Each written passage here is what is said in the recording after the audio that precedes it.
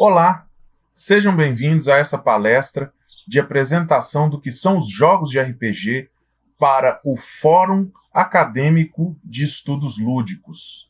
Quem não me conhece, meu nome é José Nossi, eu jogo e narro RPG aí já tem 25 anos ao menos, e também sou game designer por trás do estúdio Macunaíma Games, e além disso, organizo vários eventos aqui na minha cidade natal, que é Belo Horizonte. Gente, antes de começar, eu queria fazer uma ressalva aqui, porque várias pessoas podem ter visto outras palestras minhas, vão estranhar a abordagem que eu estou fazendo aqui dessa apresentação, porque geralmente eu faço uma apresentação mais simples e vou mostrando os detalhes na prática, mas como essa apresentação aqui é feita para um público acadêmico, por mais que eu continue ali no básico, eu vou tentar trazer alguns detalhes a mais a título de referência para quem quiser estudar mais o assunto. E outra coisa também é esse barulho aqui, ó,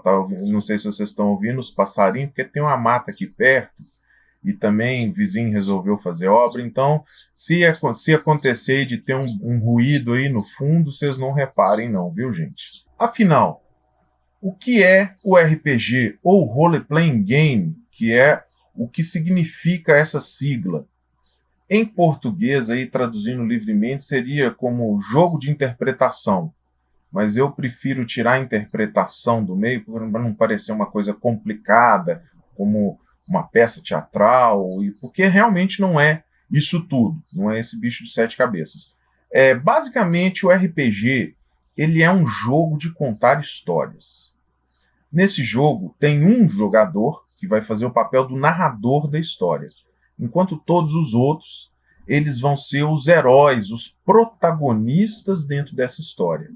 E o narrador, ele vai contando essa história, vai contando os acontecimentos, vai contando aí, descrevendo os cenários, as situações, e enquanto isso, os jogadores vão ali, vão interagindo com essas situações, e a história vai sendo criada ali na hora de uma forma coletiva. E outro detalhe também é que o jogador que faz o papel do narrador, ele tem um papel muito diferente dos outros, porque ele, por exemplo, ele não precisa se ater ali às regras, do jeito que elas estão no manual. Todos os livros costumam falar que a regra é uma referência.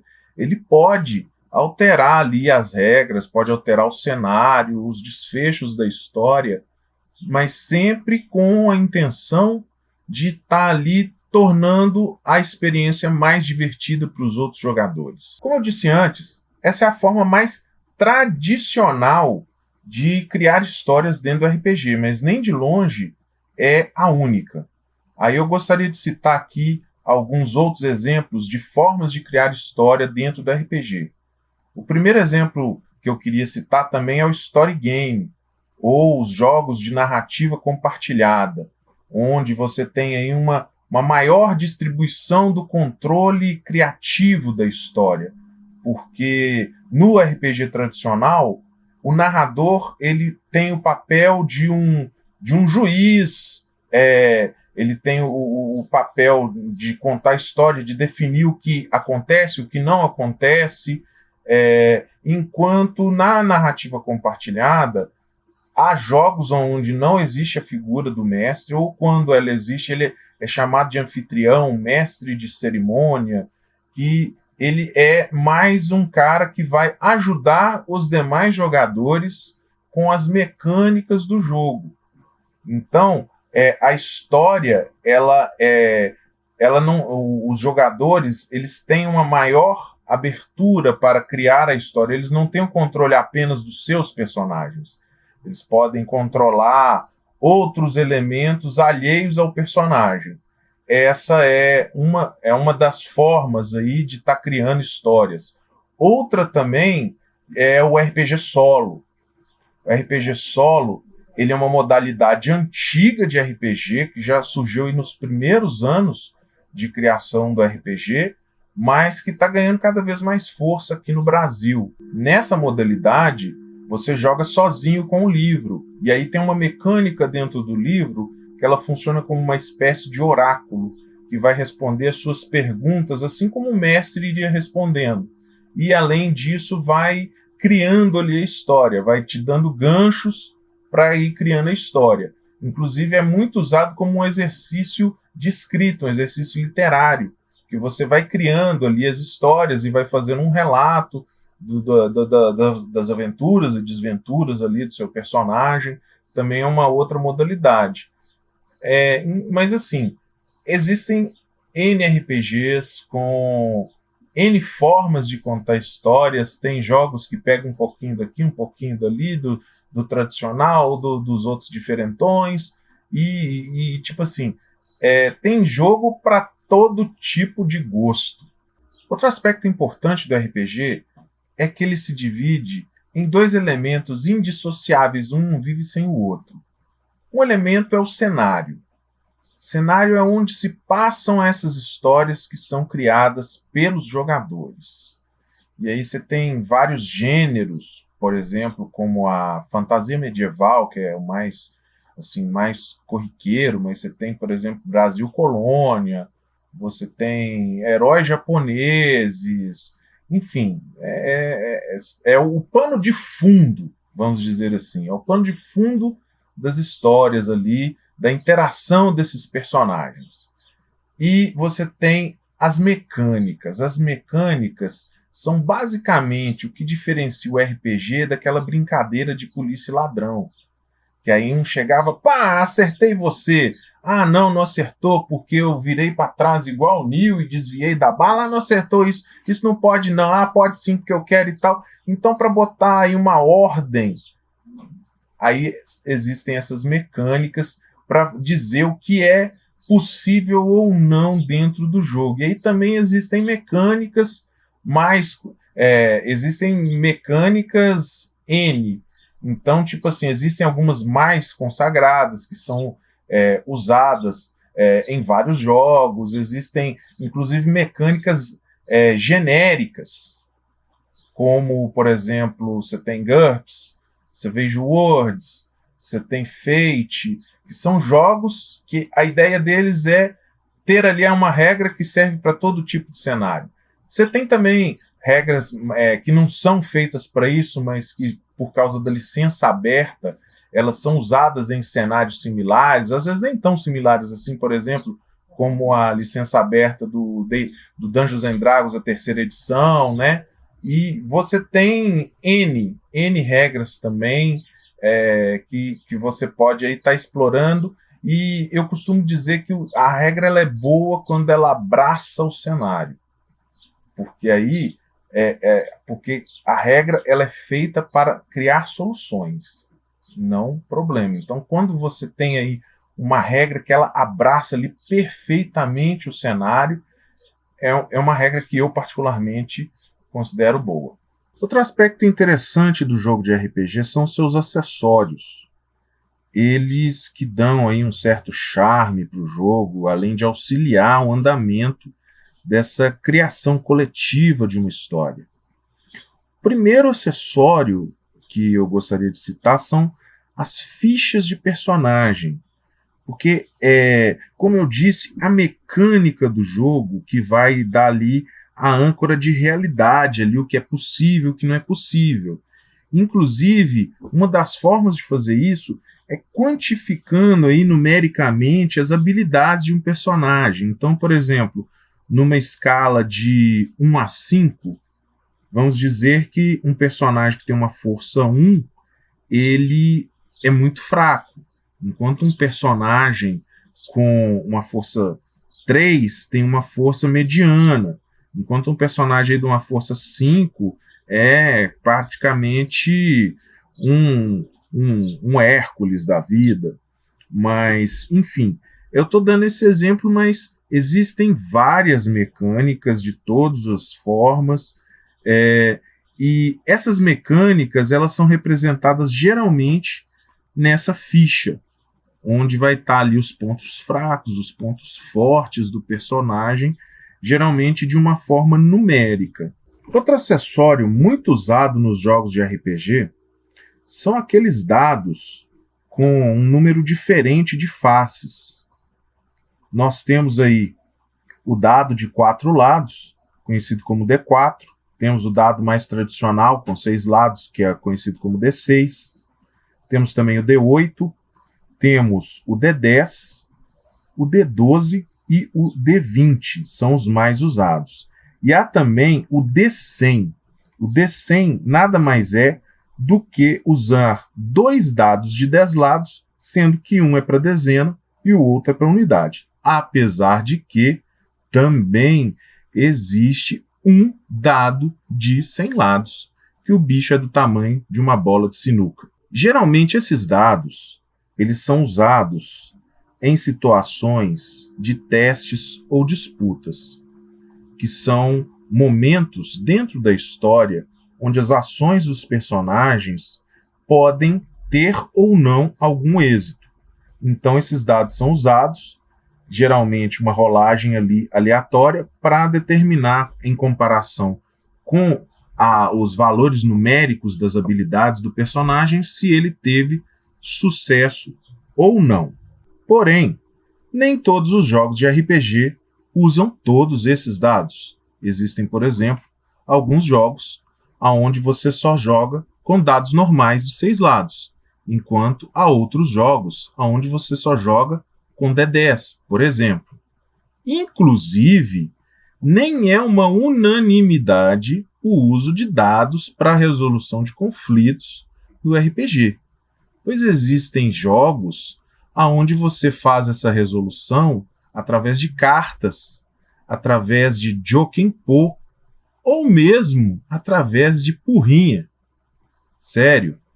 Outro acessório que dá todo charme para as partidas de RPG são as miniaturas e os mapas de combate, também conhecidos como grids de combate. Eles são usados ali para facilitar a visualização de todos os jogadores aí do combate, quem ataca quem, a forma da criatura, como é a distância que ela tá de você, no caso de um arqueiro, e por aí vai. E você tem vários tipos de miniaturas, vários tipos de material. Você tem desde as miniaturas 2D, às vezes ela é frente e verso, um triangulinho com 2 imagens, ou às vezes até mais bem trabalhada. Você tem também as miniaturas 3D, no caso, né? Que seriam aquelas famosas miniaturas que antigamente eram feitas de chumbo, mas que hoje está sendo substituída aí por outras ligas plásticas e tal, e que são geralmente maravilhosamente pintadas. E você tem aí os grids, vários tipos de grid também. Você tem grids quadriculados, assim como você também tem grid hexagonal. Geralmente são os mais usados. E, para quem tiver aí empolgado, pode até incrementar ainda mais. Ao invés de ter ali só aquele grid como se fosse uma planta baixa, tem gente que faz verdadeiras masmorras aí, seja usando materiais como impressora 3D, seja usando gesso, isopor, madeira, ou papercraft, que particularmente é a minha opção predileta aí de estar criando aí peças de cenário, veículos, para estar dando aquela bombada na partida de RPG. E se você quiser incrementar ainda um pouquinho mais a sua mesa de RPG, você pode aí estar usando uma torre de dados, ou então uma bandeja de dados, que os nomes em inglês que são mais usados são a Dice Tower e a Dice Tray. Elas servem basicamente para você jogar os dados dentro dela e eles não saírem aí espalhando por toda a mesa e atrapalhando ali, às vezes, um combate, caindo, derrubando miniatura, caindo dado da mesa, enfim. Outro tipo de acessório que também vem sendo cada vez mais usado por conta aí dessa pandemia que o mundo está passando são as plataformas para se jogar RPG online. E aí, as mais usadas, no caso, são o Discord, que já é uma plataforma específica para jogos, que surgiu aí por conta dos videogames, de MMO, mas que também está ganhando muito espaço, o RPG dentro dela. E a outra plataforma que também tem ganhado muito espaço é o Roll20 ou Roll20, a brasileirana aí, a forma de falar, que também tem ali condição de você usar um mapa com miniaturas e tem vários acessórios. Inclusive existem aplicativos que substituem a rolagem de dados ou mesmo o uso de cartas quando o jogo necessita de cartas. Então, eu assim não vou citar muito aqui essa parte digital, porque eu confesso que o dinossauro aqui está entrando nisso agora, mas eu vou deixar na descrição dessa palestra alguns tutoriais ensinando a usar aí essas plataformas. Mas já vou falando de antemão para vocês, gente. Não tem muito mistério aí no uso dessas plataformas para jogar RPG online, porque elas têm vários aplicativos, bots e tudo mais para facilitar ali a vida do narrador, dos jogadores, e geralmente são coisas assim com uso muito intuitivo, é muito tranquilo de aprender a usar, não só essas plataformas, como esses bots ou aplicativos que facilitam aí com outras opções como substituto para os dados. Por exemplo, você tem bots para usar uma música de fundo ou para fazer uma pesquisa rápida de imagens sobre uma criatura ou um local que você esteja descrevendo ali na sua história. Não tem muito mistério mesmo, não. É aquela coisa, se essa criatura jurássica que vos fala consegue usar, então acho que vocês vão usar com muito mais facilidade do que eu. Enfim, essa é a explicação básica sobre o que é o RPG. Lógico que essa palestra não tem a intenção de esgotar o tema. Aqui eu estou só explicando o básico, porque existem várias divisões dentro do RPG, tanto em termos de gêneros de cenário, em termos de gêneros de mecânica, estéticas. Então, eu aconselho vocês a se aprofundarem no tema, procurarem outras vertentes de jogos dentro do RPG, e eu posso citar alguns exemplos, como, por exemplo, os RPGs genéricos, que eu já tinha falado, o Story Game, tem também o Old School, né, que são os jogos mais antigos, aí tem o OSR, que é o Old School Renaissance ou Revival, que são jogos aí que tem uma pegada dos jogos antigos, aquela coisa da astúcia em detrimento do combo, e junto com isso elementos mais narrativos. Então, vocês têm várias aí vertentes de RPG que vocês podem estar procurando aí conhecer, além desse básico que eu estou passando aqui. Quem quiser se aprofundar mais ainda no assunto, vou deixar mais alguns links na descrição da palestra para vocês estarem conhecendo mais algumas outras vertentes do jogo.